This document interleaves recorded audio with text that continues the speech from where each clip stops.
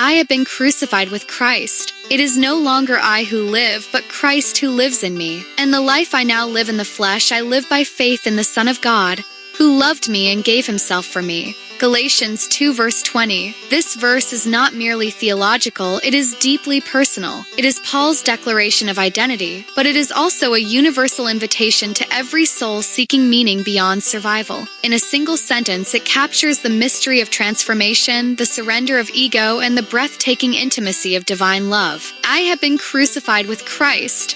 This is not just metaphor, it is spiritual reality. Paul is saying that his old self, with its striving, pride, and fear, has been put to death, not through violence, but through union. To be crucified with Christ is to lay down the illusion of self-sufficiency and to enter into the mystery of grace. It is to say, I no longer define myself by my past, my failures, or even my successes. I am defined by the cross, and I no longer live, but Christ lives in me. This is the heart of Christian identity, not imitation, but indwelling. Paul does not say, I try to be like Christ. He says, Christ lives in me. This is radical, means that the believer's life is not a performance, but a partnership. The divine does not stand outside, judging or instructing from a distance. He dwells within, shaping thoughts, desires, and actions from the inside out. It is the mystery of incarnation repeated in every heart that believes. The life I now live in the body. Paul acknowledges that he is still human,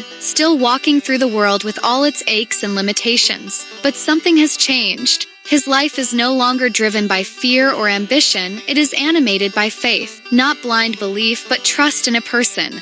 The Son of God, who loved me and gave himself for me. This final phrase is the anchor of the entire verse. It is not abstract theology, it is personal encounter. Paul does not say, who loved the world, though that is true. He says, who loved me. Cross is not just cosmic, it is intimate. Christ's sacrifice was not for a faceless crowd, but for each individual heart. For Paul, for you, for me. Galatians 2 verse 20 is a verse of surrender, but also of empowerment. It invites us to die to the false self and rise into a life of divine union. It reminds us that we are not alone, not unloved, and not undefined. We are crucified with Christ, and yet more alive than ever because he lives in us.